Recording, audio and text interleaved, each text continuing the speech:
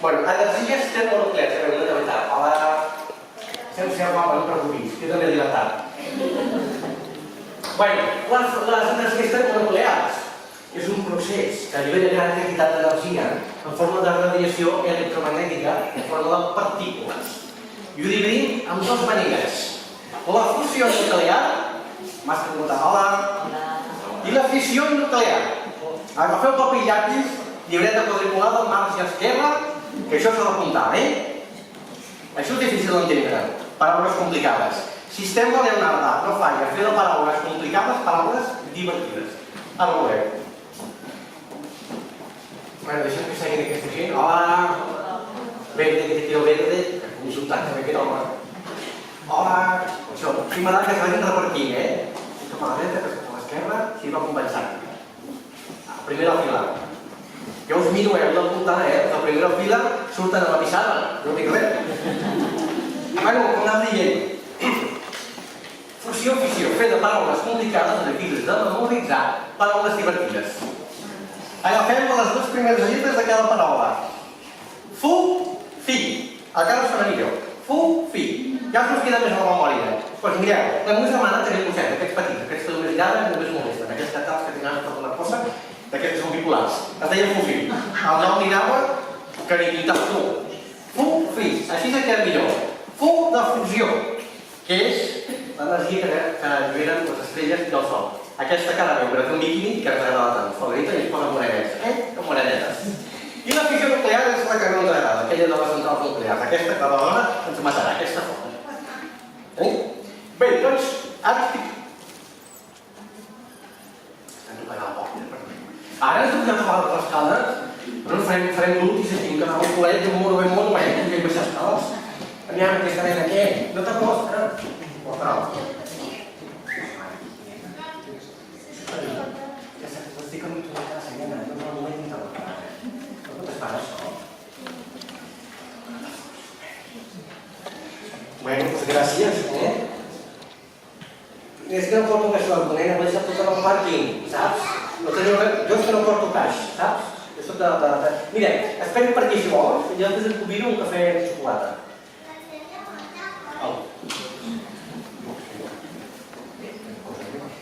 Com un despentit i lluís un encara té el seu allò, té els seus fans, Mira, avui no m'he fet el preu ni res, sota la tall 5 amb 50. Bueno, continuem amb la classe, que ens aneu per l'Elsi Basitud l'altra vegada.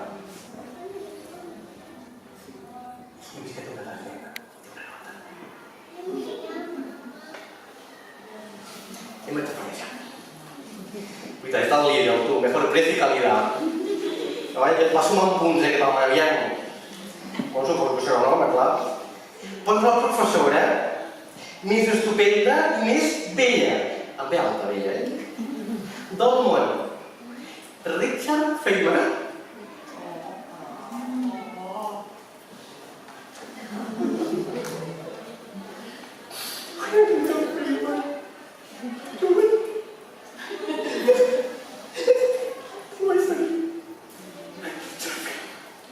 Sabe qui és el Richard Feynman? Jo? Però si tu... Nen!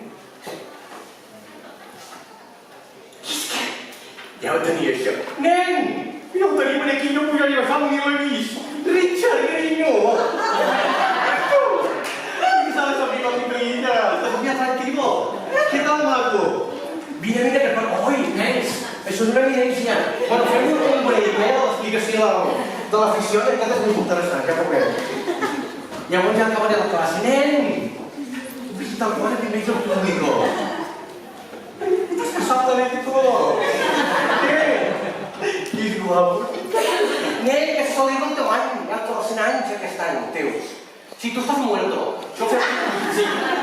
Fem una convicció teatral, un poquito de imaginación, Sí, tu te moriste ja, però aquest any es fa el centenari, el teu centenari, que la gent te recorda que aquesta eminència va guanyar el Premi Nobel.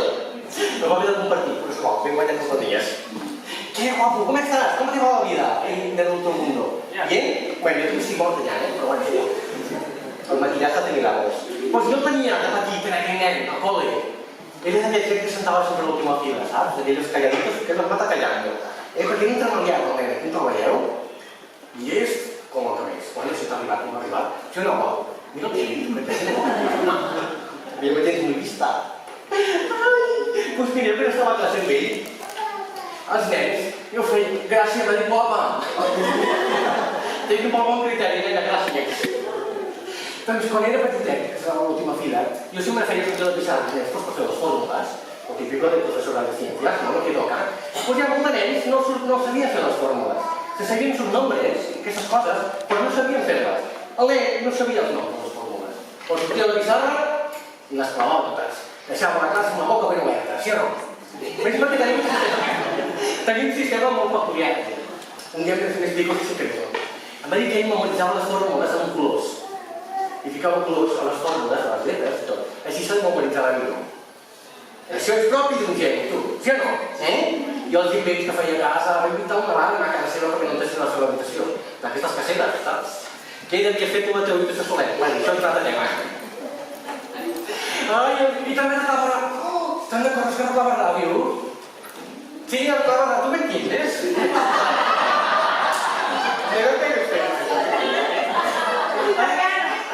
Es que el fill m'acaba d'Itàlia. Acaba ja de la singularitat caia de passar. Pobret, tu. Jo t'explico. En Feynman arreglava ràdios. Tu arreglaves ràdios. Tu t'acuerdes d'això? Sí. Tienes claritat? I ell escoltàvem junts, tots, la sèrie de crims d'aquella època. Una sèrie que ens encantava. Això s'ha perdut de fer aquestes radionovel·les, també m'encantava. Però ell va trobar una emissora que passava la sèrie una hora abans. I el nen, tu venia a classe, sí o no? Sí, sí. Venia a classe i ens feia allò que està tan enamorat, els spoilers. I deia, home, el nen és llest, però diví, no. Com té bon cor, al final ens va acabar confessant que era perquè ell havia trobat una emissora, clar, una ràdio que tenia ell a casa seva, una emissora que passava una hora abans la sèrie. Ahir era que m'ha memorat que ho havia escoltat aquella sèrie fins una hora abans, així, a les amigues, llavors ponies. I m'ho va fer, sí o no? Sí, sí, un crac, ell era un crac. Els seus pares, m'ho he tornat a deixar. Vas ficar un timbre o alguna cosa, tinc boig. Tinc tu expediente. Jo vaig dir, jo m'ho guardo tot, saps? Mira, anem a veure, mira, estás pasando mal, cariño, no sé, ¿no? ¿Quieres quedar aquí conmigo? Sí. ¿Sí? Ah, pues mira, quedamos aquí. Bueno, pues vamos a ver un poco de tu vida, ¿eh? Vas a pasar un poco de más de vergüenza. No te pones la espalda al público, que yo tengo millón frontal que la ladera. Mira tú de pequeño. Es que era buenísimo. Bueno, que ya como las fotos feia molta mala qualitat. Jo le he puesto todos los píxeles posibles, però no, no es pot ser més. Era guapo. Mamá, mira cómo eras tú antes de que te fueras a Italia. Fíjate guapo, siéntate que lo verás mejor desde allí. Un aplauso para los Feynman.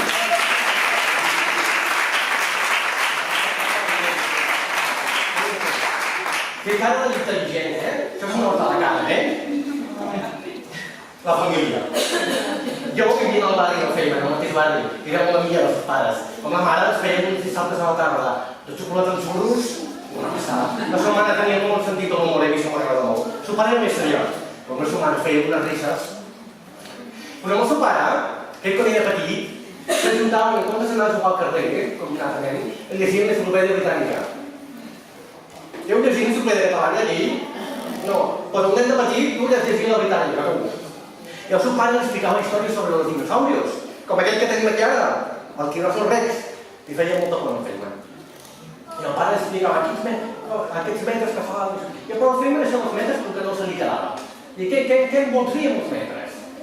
I el Feynman el que feia és relacionar les coses, en aquest cas els regs, segons el que podien fer en el món en què vivien. Allò es va veure que el Tiranosaurus Rex no arribava a la finestra de la seva habitació. I va dir, ja em quedo tranquil. Però jo aquí, com el nen, ja començava a crear de la seva manera. I ell sempre deia que no era important el nom de les coses. El nom de les coses no és important si no sapiguem-les fer, com fèiem les equacions, i altres coses que llavors pot fer la seva vida. Aquí m'estic posant en condició amb el Photoshop. Com veieu, estic començant, No es nota el muntatge, excursió. Anàvem al costat d'un llac a fer els pícnics, aquests que fem, i anàvem totes les mames, amb els nens i tal. Però ell anàvem a sopar, perquè ens agradava molt la naturalesa. I el meu papa li explicava als ocells que feien això, feien l'altre. Llavors hi havia Marcus. Tu t'acordes de Marcus Feynman? Que tenia la calceta, veiem. I el nen li preguntava cada 2 per 3. ¿Este pájaro cómo se llama? Aquest ocell com es diu i què tal? I el Feynman no sabia el nom de l'ocell, però sabia quin era el seu procés migratori, el seu canvi de plomatge, els seus costums, que l'altre es quedava amb la boca fins al terra. I tu ja pots memoritzar el nom comú, però si no saps res, que saps. No? Clar, perquè el nom als Estats Units es pot dir d'una manera, però aquí a Catalunya es pot dir d'una altra. I saps, és millor saber on ve, què fa, què menja, què no. Aquí ja es despertava el geni. A partir de que el pare anava amb el Feynman, on totes les mames portàvem els altres, perquè és el que fa d'enveja tu. O un i amb totes les darreres. La seva germana. La seva mare, que ja feien les dones, estaven destinades a estar a casa. Jo li vaig dir, no, aquesta nena és xilista, és intel·ligent, que estudi. Al final va ser astrofísica, gran astrofísica. Perquè veieu, poden saber... Ai, què? Tens aquesta la més acordar! Ara... Bueno, una de cutis perquè es va cuidar, ho veieu. Bueno, aquí llavors se'm anava al nit. Ell volia anar a Colòmbia, però per aquesta estranya cosa que jo abans, la quota jueva, no va entrar. Vull dir, no et preocupis que a les escoles i universitats n'hi ha apuntava a la se'm va anar al nit, ara si sabia dir, perquè aquestes paraules se m'entrebanquen. Massachusetts Institute of Technology, vull dir. Com se'm va anar allà? Va ser un estudiant exemplar, estaven els professors que no s'ho creien, tot. Beques per tot arreu, se'l volien rifar. A l'acabar el nit, aquí, a la seva graduació, ja fumava aquí.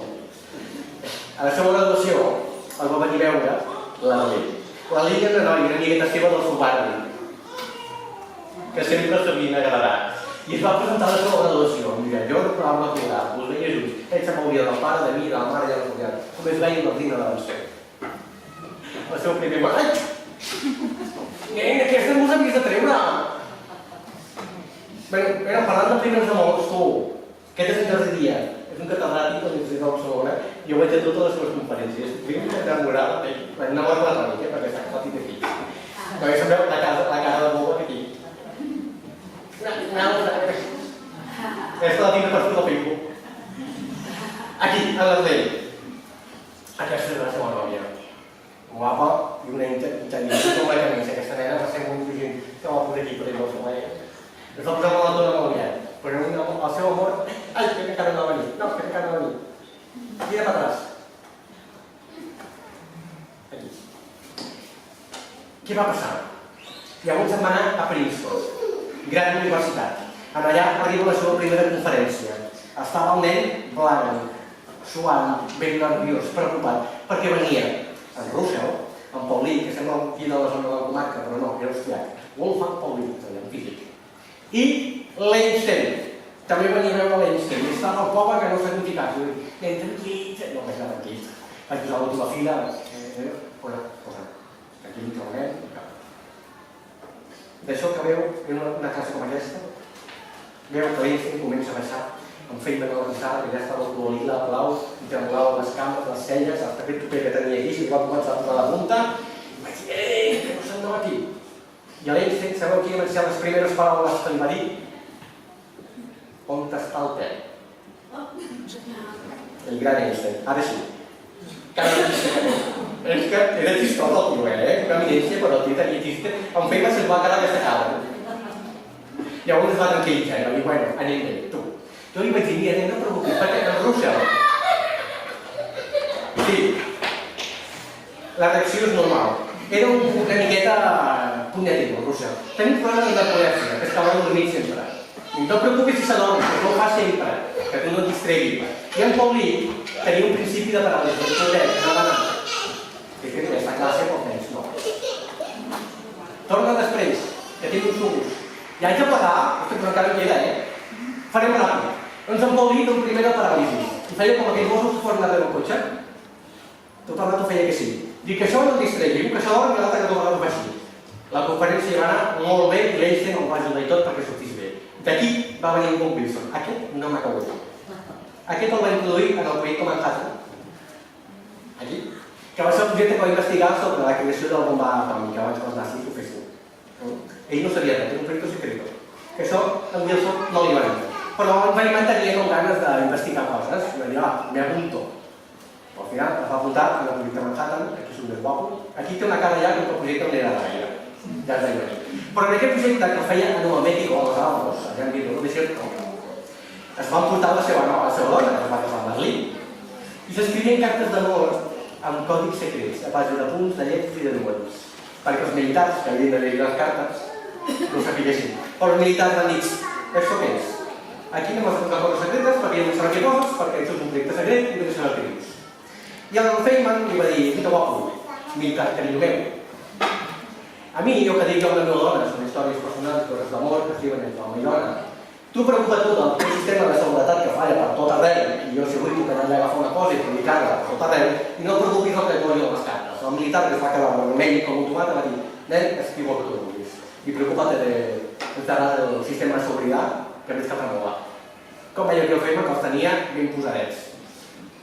I era, ai, no, s'ha posat. Que de vegades tenim l'hem de dir, fa riure així també em veig i faig riure. A vegades també m'agrada fer marxar aquí, saps? Bueno, nens, aquí, com he acabat? 20?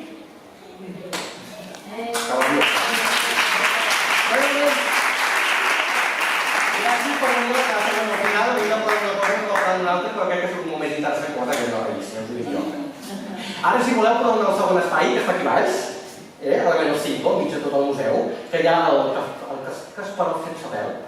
És també un amor platònic aquí. És que té molta xispa, ja ho veureu. I allà us explicaré més coses sobre el Feynman. Vale? Així que us dic adéu.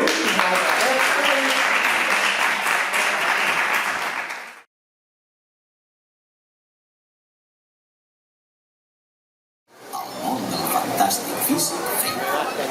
Després de graduar-se en el prestigiós Massachusetts Institute of Technology, MIT, i de fer el doctorat a la Universitat de Princeton, es va involucrar en el projecte Manhattan, que consistia en el desenvolupament de la primera bomba nuclear.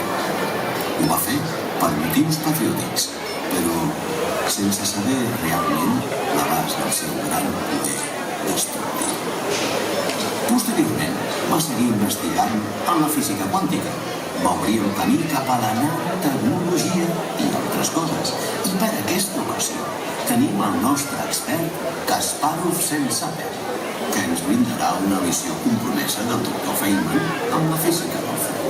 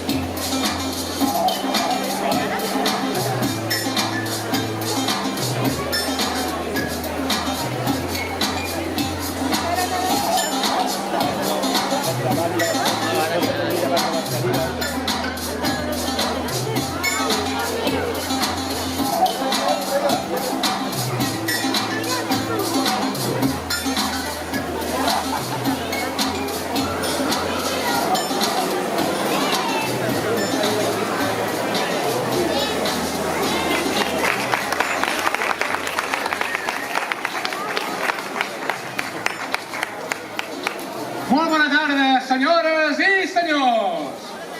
Benvinguts al festival Fantàstic Físic Feynman!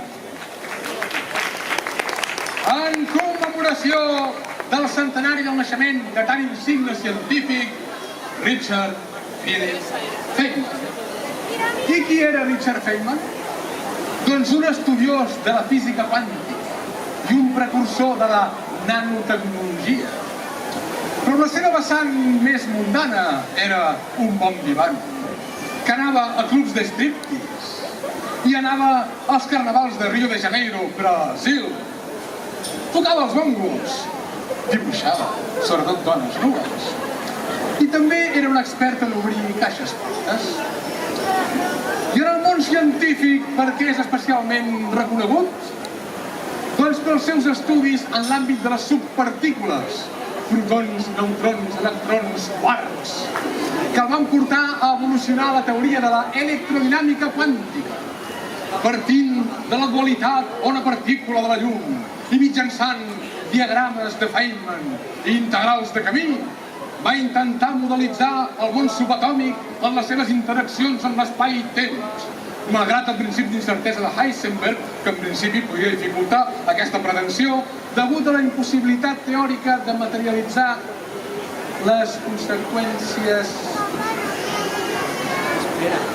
Bé, sembla que això no s'acaba d'entendre gaire, oi? No, no s'entén.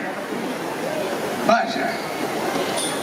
Mira, podríem fer-ho d'una forma més senzilla, perquè m'ho entengués un nen, sí? És més, ho podria fer un nen? No sé, per què no? I aquest nen podria ser el mateix Richard Feynman, encara que s'explicarien coses de la seva vida adulta, Sí, podem provar-ho, Aquí podria haver-hi el Richard Feynman fill, sí, de nen, aquí un narrador, jo mateix, i aquí la mare del Richard Feynman, jo mateix. Richard, fill meu, pots deixar de fer els teus experiments i venir a taula a sopar d'una vegada? I menja-t'ho tot, No et deixis ni una sola partícula. Ah, però abans arreglo amb la ràdio, que fan el programa de l'Helena Francis. Avui toca Una mujer desesperada. Sí, mama, sí. Acabo l'últim diagrama i vinc de seguida. La H constant de Planck, la psi, x igual a y, e igual a mc al quadrat, una integral de Camí... Ui, això no lliga. Espera. Bueno, una P, una psi, Pepsi... Pepsi? Em sembla que m'he equivocat. Ara vinc, mami. Tac, tac, tac. Salti, quàntic. Quàntiques coses que s'aprendeu. Quàntiques coses. Però, Richard, fill meu, aquests gargots que fas no els entendrà pas ningú. Mira, la mama t'ensenya. La mama.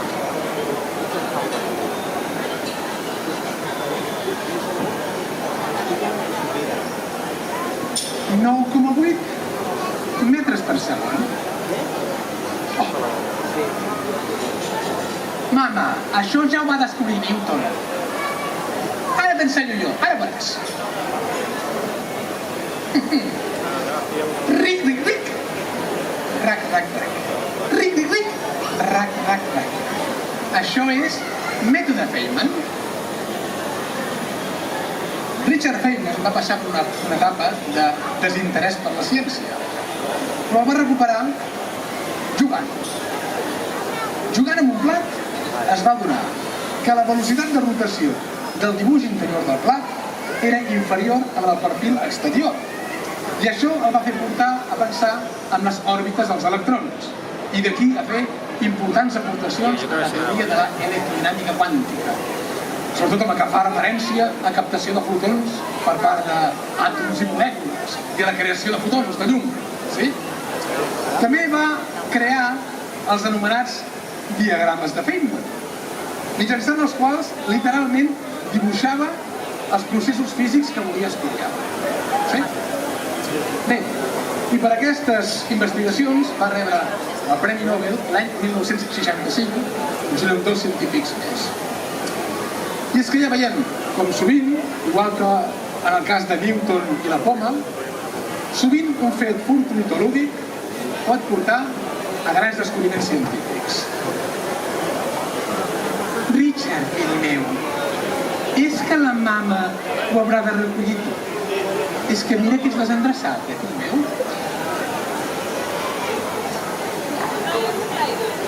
Ai! Mama, m'han donat el Premi Nobel! Richard, t'he dit 1000 vegades que no agafis res de persones desconegudes. Però, mama, així és el Nobel. Ni Nobel ni Ducados. Au, segueix jugant amb els teus electrons. Però, mama, deixa'm anar a buscar el premi. No. I si te'l penso a la paret? No. Doncs si no em deixes anar-lo a buscar, t'obro la caixa forta, que està pràcticament buida, I el premi són $60.000. 60.000! Vés-hi de seguida! Inicialment, Feynman no volia rebre el premi. Pensava que era més aviat una nosa, un mal de cap, comportaria massa publicitat i podria afectar a les seves investigacions i a la seva independència com a científic. Per això, finalment, ho va acceptar. Però sempre va dir que per ell l'èxit era fer coses interessants i divertides.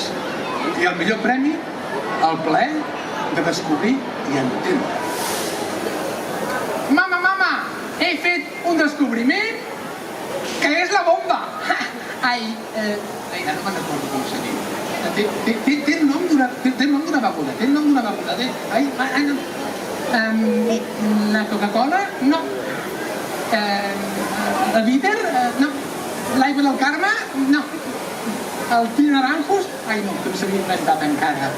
No. La tònica? Sí, la tònica. La bomba atòmica. Quan es trenca el nucli de l'àtom és la megabomba! La megabomba!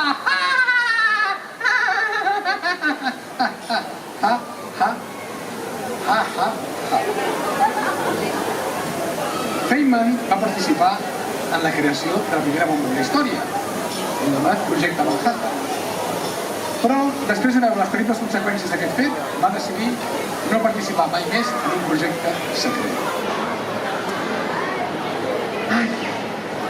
Ai, sí, això de la bomba, quin horror.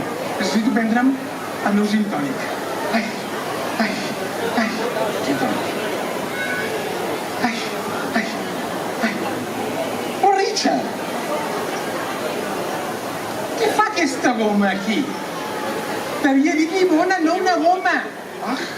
Fill meu. Una goma. Una simple goma va ser la causant de l'accident del transbordador espacial Challenger, que va explotar en ple vol. Per què? Perquè les temperatures molt baixes de la nit anterior van afectar a l'eficàcia de la junta que segellava el compartiment motor. Va fallar la junta i va explotar la nau.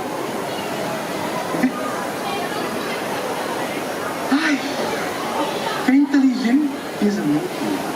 I quàntiques coses que sap. Ara jo, d'això, no n'entenc ni un borrall.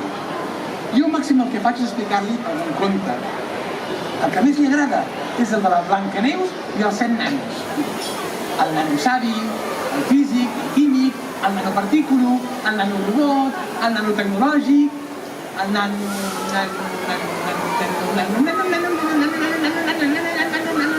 Mama, vull anar a la universitat. Richard, tu no pots anar a la universitat encara. Però per què, mama, si tens matrícules d'honor i excel·lents? Perquè tu ets massa petit encara. Mama, que ja soc gran jo. No. Mama, deixa'm-hi anar, que no. Mama, que jo vull anar, jo vull anar a la universitat, jo vull anar.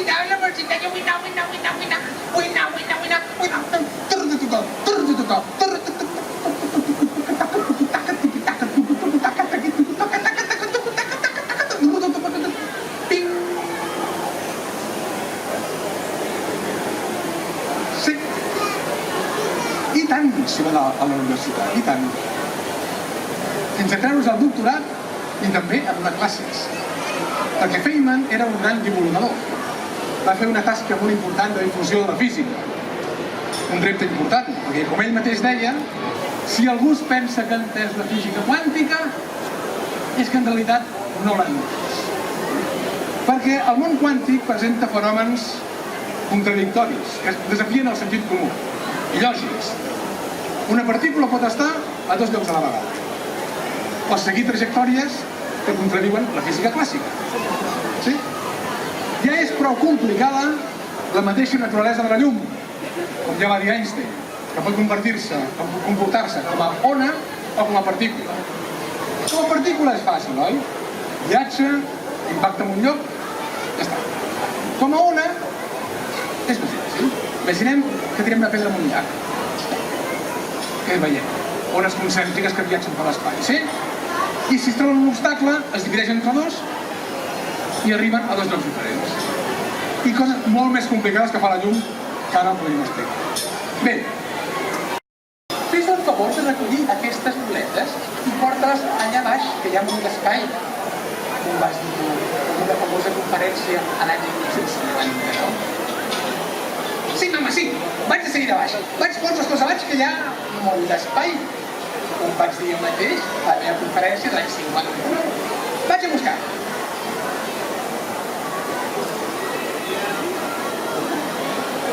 Mama, ja te n'he quan de ràdio. Sí? Que te la guardi baix? Vale, molt bé.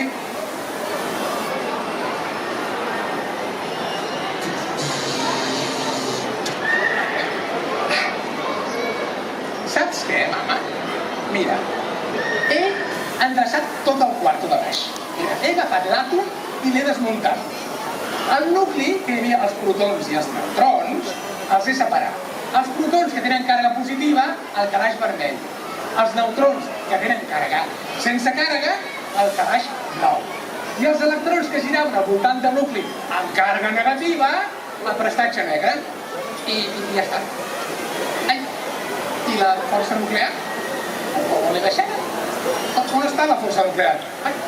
Vaig a buscar-la, Què? Què passa? Això! No et preocupis, mama. Misteris del món quàntic, a veuràs. Ja ve aquí,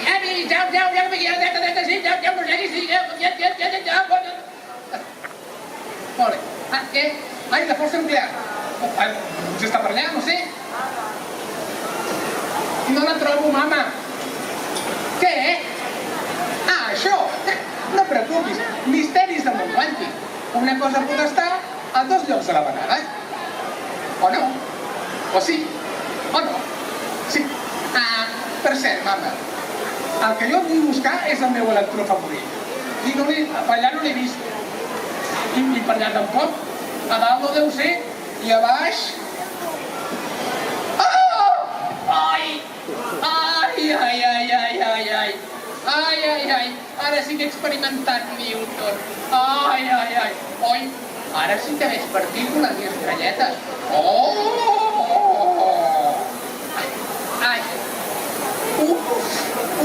Ai, Déu meu. Què? Que vols la ràdio ara, l'altre cop? Però no em facis baixar ara.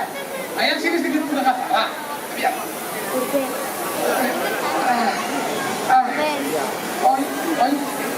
Oi, em sembla que anem bastant allà. No, aquí estava, aquí. Vale, ja acabaré sortint. Molt bé, mama, molt bé. Sí. Saps què, mama? He descobert que allà baix les coses ens enganyen. Sí, dissimulen. No ens volen ensenyar el que estan fent. No. Mira, quan no les miro, van a la seva.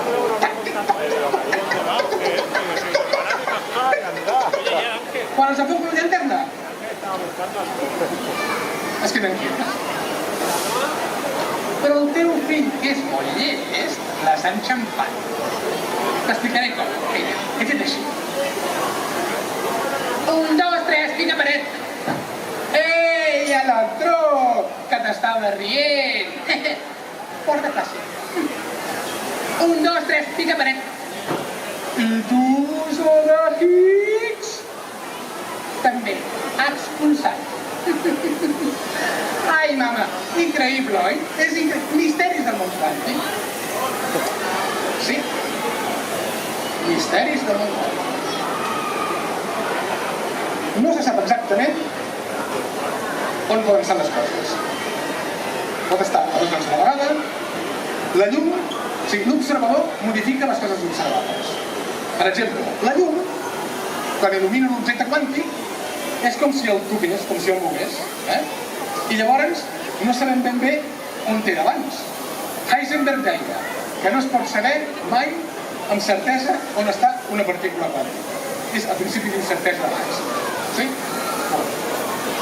I és que, de fet, diuen que pot ser totes les possibilitats alhora. És a dir, tot el que podria ser existeix a la vegada, però en universos paral·lels. Què vol dir universos paral·lels? Que no estan interconnectats. Per exemple,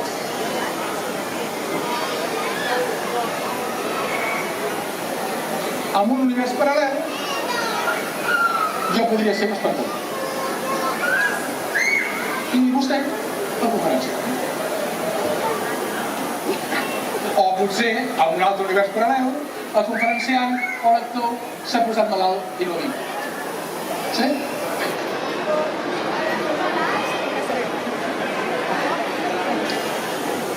En fi, com és el món quàntic no ho sabem. Feynman deia que només en coneixíem les ombres. I sembla mentida. Més de 2000 anys després tornem al mite de la caverna de Plató. Bé, però no tothom està d'acord amb aquesta visió tan probabilística i encerosa del món quàntic. Einstein deia que Déu no juga amb l'univers amb els daus. Bé, deixem-nos de tanta filosofia, perquè al final els físics acaben fent filosofia. Però això seria tenir una altra conferència. Ara em toca presentar-vos el tercer espai on es espera una sorpresa. Sí, una sorpresa! Digue'm la sorpresa, jo vull saber la sorpresa, digue'm la sorpresa, jo vull saber quina és, digue'm quina és. No soc un premi Nobel, Jo vull saber quina sorpresa és, digue'm-ho. No em mouré d'aquí si no em dius quina sorpresa és. No em mouré d'aquí, Digue'm-ho, Que em diguis quina és, Que jo vull saber la sorpresa. Que jo no em moc d'aquí, No. Apa, jo no em moc d'aquí si no m'ho dius. Però digue'm-ho d'una vegada. Va, digue'm-ho.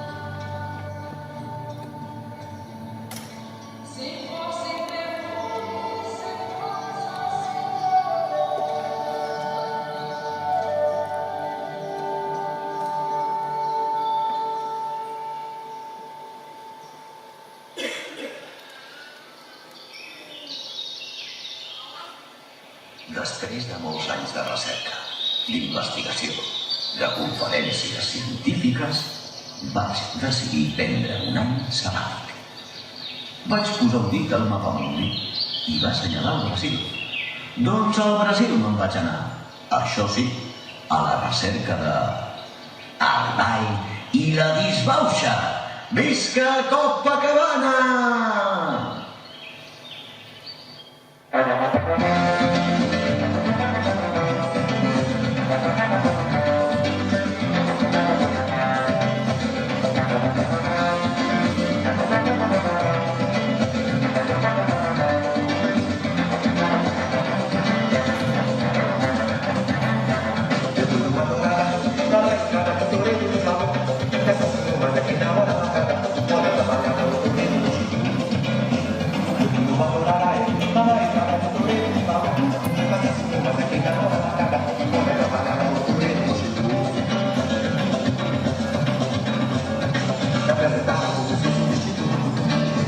Daquela multidão, eu vi as nuvens na própria da bancada, sentindo uma pancada dentro do coração.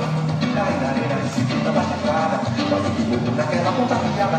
Eu bati na faca e gritei para o fuleiro, uma música na frente disso, doutoreiro.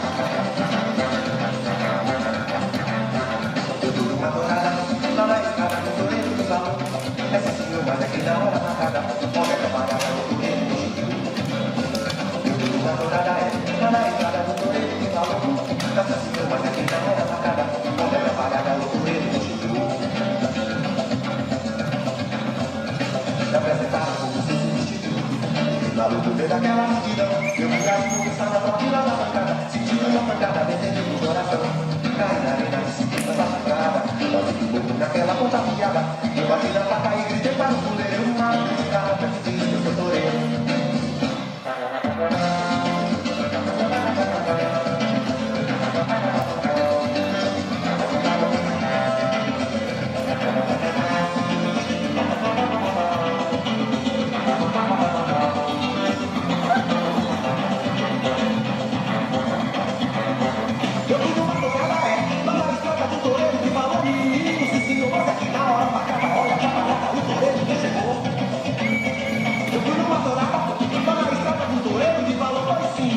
Mas é que na hora marcada, olha pra maleta, o poder chegou.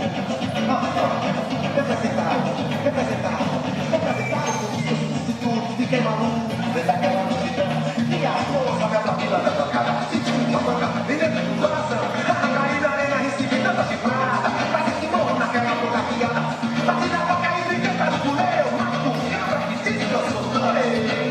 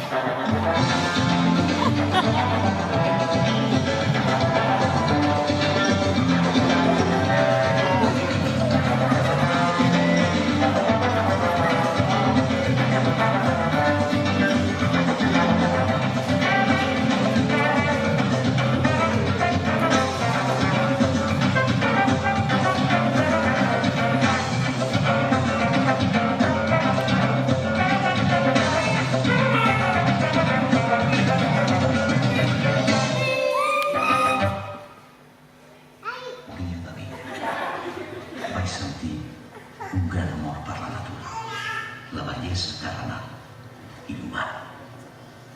Tenia la necessitat d'acabar els meus dies al país de Tuma. Uns deien que es trobava a Rússia, d'altres a l'Àfrica. Il·lusos. Era totalment inventat.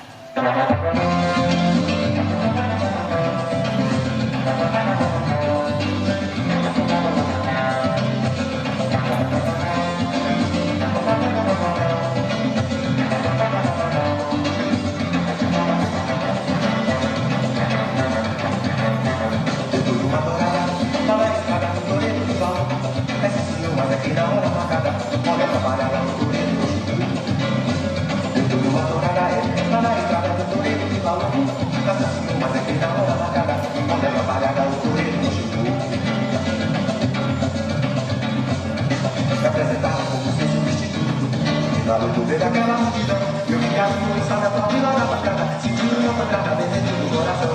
Caí na arena e sentindo a estrada, quase que bobo naquela ponta fechada. Eu bati na faca e gritei para o fuleiro, uma cara que te diz no doutoreiro.